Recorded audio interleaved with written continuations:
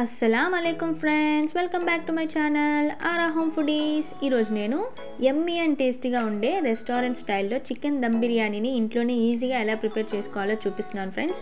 దీనికోసం నేను chicken 1 kg తీసుకున్నాను. నీట్గా క్లీన్ చేసిన తర్వాత తగినంత ఉప్పు, కారం, పసుపుని యాడ్ చేసుకొని అల్లం వెల్లుల్లి పేస్ట్ని కూడా యాడ్ చేసుకొని మంచిగా కలుపుకొని 1 అవర్ పాటు మ్యారినేట్ చేసుకున్నాను.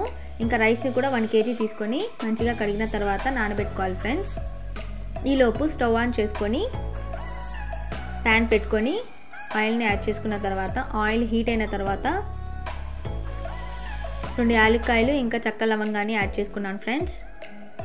ఇప్పుడు స్లైస్డ్ ఆనియన్స్ని కూడా యాడ్ చేసుకుంటున్నాను. ఈ ఆనియన్స్ అనేవి బ్రౌన్ కలర్లో రావాల్సిన అవసరం లేదు, మంచిగా మగ్గితే చాలు ఫ్రెండ్స్. ఫ్లేమ్ అనేది మీడియంలో పెట్టుకొని ఫ్రై చేసుకోండి.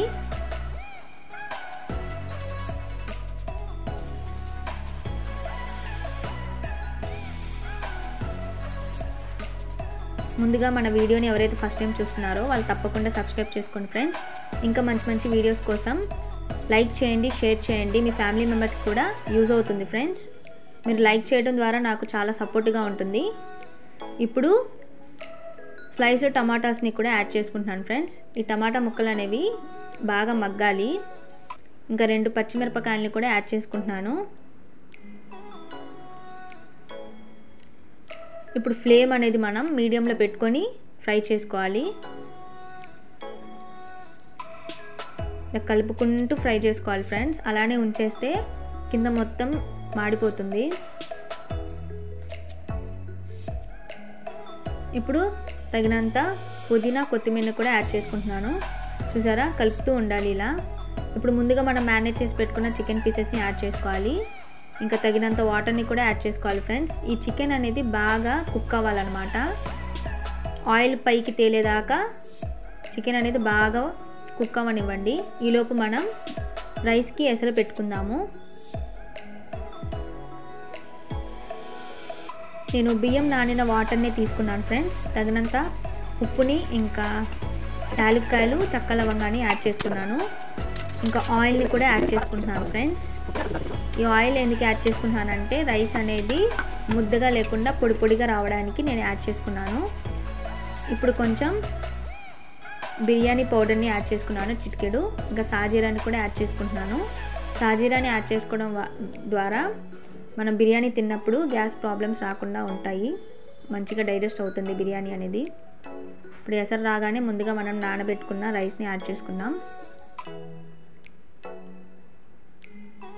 ఈ రైస్ అనేది 70% కుక్ అయితే చాలు.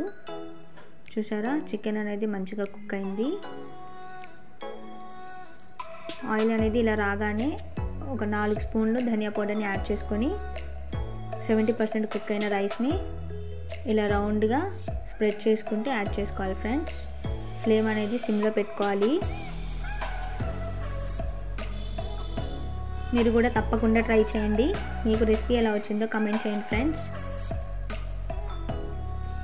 నేను కూడా ఫస్ట్ టైం ట్రై చేశాను, చాలా టేస్టీగా వచ్చింది.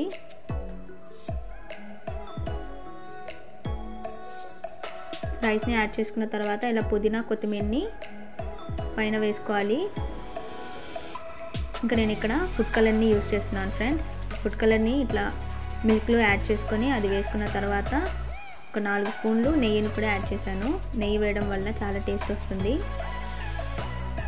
ఇంకా నెయ్యిలో వేయించుకున్న కాజుని కూడా యాడ్ చేశాను. ఇంకా బ్రౌన్ ఆనియన్స్ కూడా యాడ్ చేసుకుంటున్నాను. బ్రౌన్ ఆనియన్స్ని యాడ్ చేయడం వల్ల చాలా యమ్మీగా ఉంటుంది బిర్యానీ అనేది. ఒక 15 మినిట్స్ పాటు దమ్ అవ్వనివ్వాలి. చూసారా, చాలా కలర్ఫుల్గా, టేస్టీగా, యమ్మీగా ఉంది కదా.